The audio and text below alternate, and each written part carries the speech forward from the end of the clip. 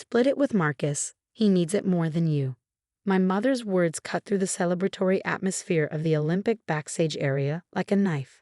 I stood there, still in my competition gear, gold medal around my neck, sweat barely dried on my forehead. The biggest moment of my gymnastics career, and they couldn't even let me have this. My name is Alexandra Mitchell, and at 23, I just won Olympic gold in artistic gymnastics. 15 years of training, countless injuries, and sacrifices had led to this moment. But instead of celebration, I faced my parents' demands. Mom, this is my sponsorship money. I earned it. I tried keeping my voice steady despite the anger building inside me. The contract with Atlas Sportswear alone was worth $2 million, not counting the other deals pending. Your brother's startup is failing. He needs capital to keep it afloat. My father stepped closer, his voice dropping to that familiar commanding tone. Family helps family, Alexandra. You know that. Family helps family. The same phrase they'd used when they borrowed my college fund to support Marcus's first failed business venture, when they'd mortgaged our house for his second attempt, when they guilted me into giving him my car because entrepreneurs need to make the right impression. No. The word came out firmly, surprising even me. Not this time. My mother's face contorted with rage. Before I could react, she reached out and yanked the gold medal from my neck, the ribbon burning against my skin as it snapped. Always so selfish, she spat, throwing my Olympic medal into a nearby trash bin. Marcus has real dreams, real potential. This, she gestured dismissively at the gymnasium beyond. This is just jumping around in sparkly outfits. I stared at the trash bin, something inside me finally breaking. 15 years of being the family ATM, of having my achievements dismissed, of watching them pour everything into Marcus while treating me like a backup plan. Your brother needs this money, my father insisted. He's on the verge of a breakthrough with his tech startup. Just like he was 2 years ago with his cryptocurrency platform, or 3 years ago with his social media app, or 4 years ago with his revolutionary juice cleans business. Each venture funded by family money, my money. Ms. Mitchell. A young woman from the Olympic Committee appeared, tablet in hand. The press conference starts in 5 minutes. My mother grabbed my arm, her perfectly manicured nails digging into my skin. Don't you dare make a scene. Sign the sponsorship money over to Marcus, or I'll tell everyone how you abandoned your family in their time of need. I looked at her, really looked at her, and saw something I'd never noticed before. She was afraid, not of losing me or hurting me, but of facing the reality that her precious son might actually be a failure. The press is waiting, I said quietly, pulling my arm free. You should find your seats.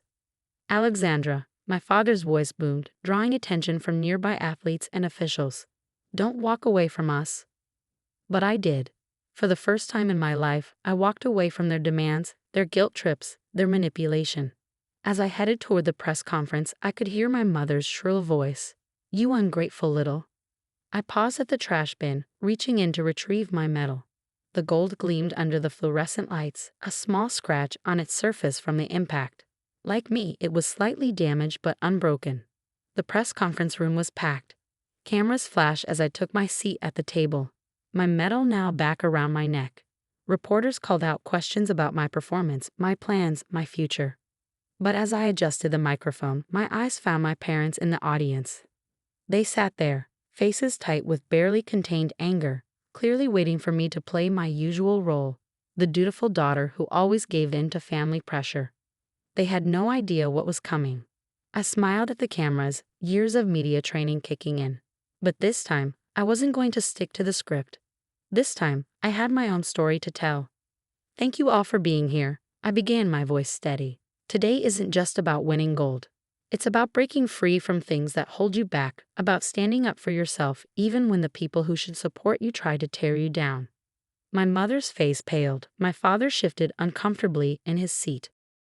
The real show was about to begin. The room fell silent as I continued, cameras clicking frantically to capture every moment. Many of you have asked about my journey to this medal. The early morning training sessions, the injuries, the comebacks. But what you don't know is that every step of the way, I was also fighting another battle. I pulled out my phone, displaying the banking app on the large screen behind me. This is my account history over the past 5 years.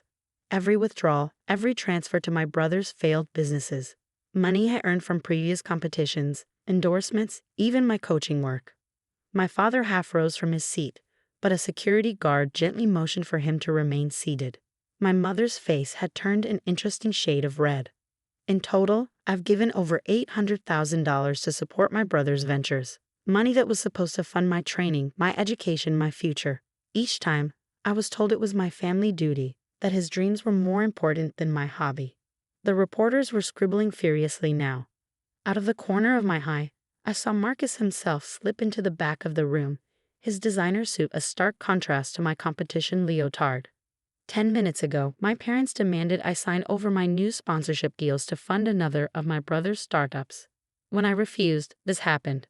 I touched the small scratch on my medal. My own mother threw my Olympic medal in the trash. Gasps echoed through the room. Camera flashes intensified. My mother stood up, her voice shrill. "You're twisting everything. We only wanted to help your brother achieve his dreams." Perfect. She played right into my hands. "And what about my dreams, Mom?" I asked, my voice carrying clearly through the microphone. "What about the nights I slept in the gym because we couldn't afford both my training fees and Marcus's business loans? What about the times I had to choose between buying groceries and paying for physical therapy?" My coach, Sophia, stepped forward from the side of the room. She'd been with me through everything, watching helplessly as my family drained me financially and emotionally. Now she placed a thick folder on the podium in front of me. "These are the receipts," I continued, opening the folder. "Every loan, every transfer, every guilt trip text message, but more importantly, these are the documents showing what my brother actually did with the money." Marcus started edging toward the door, but two Olympic officials blocked his path. My father's face had gone from red to white. Instead of investing in his businesses, my brother spent the money on luxury cars, designer clothes, and gambling in Las Vegas. Each startup was nothing more than a shell company designed to funnel money into his personal accounts. The room erupted. Reporters shouted questions, cameras whirred, and my mother screamed something about family loyalty. But I wasn't finished. "I'm not sharing this to get revenge or to hurt my family. I'm sharing this because there are other athletes out there, other young people, being manipulated and exploited by the people who should protect them. It has to stop." Sophia stepped up to the microphone beside me. As Alexandra's coach, I've watched her struggle silently for years. Today, we're announcing the establishment of the Mitchell Athletes Protection Fund, dedicated to providing legal and financial support to athletes facing family exploitation. My parents finally seemed to understand the magnitude of what was happening. This wasn't just about exposing their manipulation, it was about creating lasting change.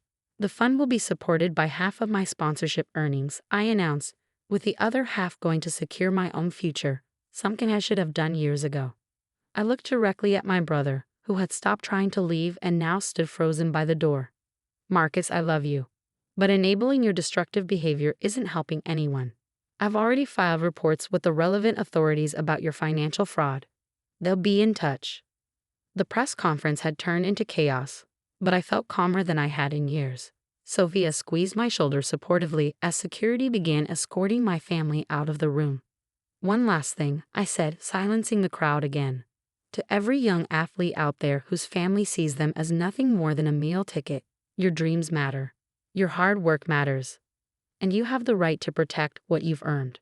As my parents were led away, my mother's last desperate attempt at manipulation echoed through the room. "After everything we've done for you." I touched my gold medal, feeling its weight, its significance. "Yes, Mom. After everything you've done, this is exactly what you deserve." The room burst into applause, cameras flashing like strobe lights. But all I felt was relief. The weight of family obligation, of constant manipulation, had finally lifted. Sophia leaned in close, whispering, "Ready for what comes next?" I nodded, gathering my documents. The hardest part wasn't over, it was just beginning. But for the first time in my life, I was fighting on my own terms. The aftermath of the press conference was exactly what I'd expected. My parents launched a desperate media campaign, portraying themselves as loving, supportive parents who'd sacrificed everything for my gymnastics career. Marcus gave tearful interviews about how his little sister had misunderstood his business practices. But I had receipts, literal receipts. Within a week, the financial investigators I'd contacted months ago released their preliminary findings. Marcus hadn't just misused my money. He'd been running elaborate Ponzi schemes, drawing in other investors with tales of his Olympic champion sister's backing. The charges were serious: fraud, money laundering, tax evasion. My mother's social media posts turned from defensive to vicious. "My daughter has betrayed her family for fame," she wrote. "She's chosen money over blood." I responded by releasing security footage from the Olympic venue, showing her throwing my medal in the trash. The public's reaction was immediate and overwhelming.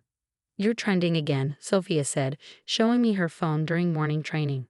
#StandWithAlex had become a movement, with athletes worldwide sharing their own stories of family financial abuse. The Mitchell Athletes Protection Fund was flooded with applications and donations. Other Olympic medalists, professional athletes, and even celebrities stepped forward to support the cause.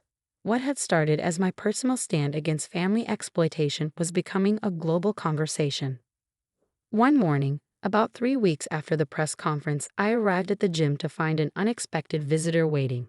My grandmother, Eleanor, whom I hadn't seen in years due to my parents' interference. "Alexandra," she said, rising from the bench with tears in her eyes. "I had no idea what they were doing to you." We sat together, and she told me how my parents had systematically isolated her, claiming I was too busy for family visits, that I didn't want to be bothered with maintaining relationships. All while they borrowed money from her too, supposedly for my training expenses. "I should have seen through it," she said, squeezing my hand. "But I'm here now, and I'm so proud of you for standing up for yourself." That evening, I received a call from Marcus's wife, Sarah. She was filing for divorce after discovering he'd mortgaged their house without her knowledge to fund his gambling habit. "I should have listened when you tried to warn me last year," she said, her voice breaking. "Can the fund help me protect my daughters from him?" "That's exactly what it's for," I assured her. My nieces wouldn't grow up watching their father drain their futures away. The criminal investigation into Marcus's schemes expanded. More victims came forward, and the amount of money involved was staggering. My parents' involvement couldn't be legally proven, but their reputation in our community was destroyed. The country club rescinded their membership. Their social circle evaporated. The reality they built on manipulation and lies crumbled. 6 months after the Olympics, I stood on another stage, this time at a benefit gala for the Mitchell Athletes Protection Fund. The room was filled with athletes, advocates, and supporters. My grandmother sat in the front row, beaming with genuine pride. When I won Olympic gold, I began my speech. I thought it was the hardest thing I'd ever do. But standing up to family abuse, that takes a different kind of strength, one that each of us possesses even if we don't know it yet. I announced new initiatives: legal aid programs, financial literacy workshops, counseling services. The fund had grown beyond my wildest expectations, helping not just athletes, but anyone facing financial exploitation from family members. My parents made one last attempt at reconciliation, or rather, manipulation. They showed up at my gym, my mother clutching a Bible, my father wearing his concerned parent expression. "We've prayed about this," my mother said. "We're ready to forgive you." I looked at them, seeing clearly the people they truly were. "I'm not asking for forgiveness," I replied. "I'm not angry anymore. I'm just done." "But we're family," my father protested. "No," I said firmly. "We're relatives. Family supports each other. Family celebrates success instead of exploiting it. Family loves without conditions." As security escorted them out, I felt no sadness, no regret, just peace. Today, my Olympic medal hangs in my home gym, its small scratch a reminder of how far I've come. The Mitchell Athletes Protection Fund has helped hundreds of young athletes secure their futures. Marcus is serving time for fraud, and my parents, well, they're learning that actions have consequences. My grandmother moved closer, and we have weekly dinners where she shares family stories my parents never told me. Sarah and my nieces are thriving, free from Marcus's financial abuse. Sophia continues to coach, now specially trained to recognize signs of family exploitation in young athletes. As for me, I'm training for the next Olympics. But this time, every dollar I earn goes exactly where it should, toward my dreams, my future, and helping others protect theirs. Sometimes the hardest routines in life aren't performed on a balance beam or uneven bars. Sometimes they're about finding the strength to say no to the people who've always expected you to say yes.